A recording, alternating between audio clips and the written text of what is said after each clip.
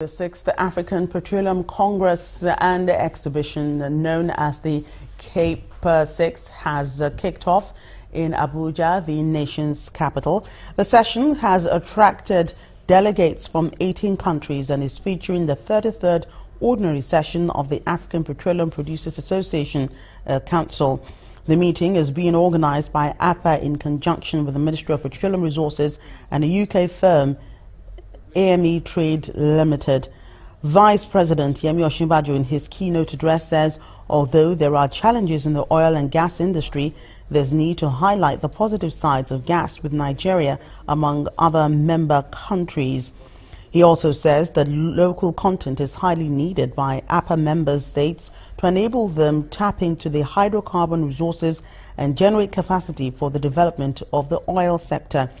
The host Minister of State for Petroleum Resources, Dr. Ibe Kachiku, says Nigeria, which is a key founding member of APA, is essential to all member countries and hopes the event will be a huge success.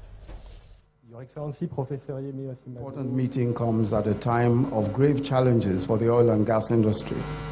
This is especially so for petroleum producers in Africa, where hydrocarbons account for significant proportions of government revenue.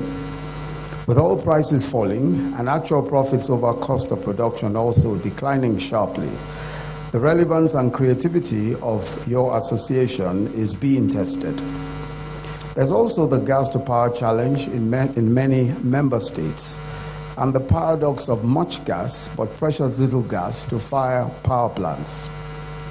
The hydrocarbon industry presents the most obvious way of paying for the development of African countries, fortunate to have those resources. But in many cases, it simply has not delivered on that promise. Which is why industry organizations such as APA have an enormous burden of responsibility to bear.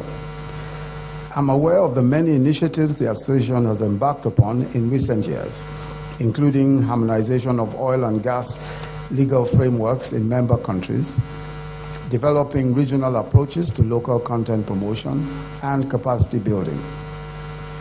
But the economic threats to our nations are existential and real.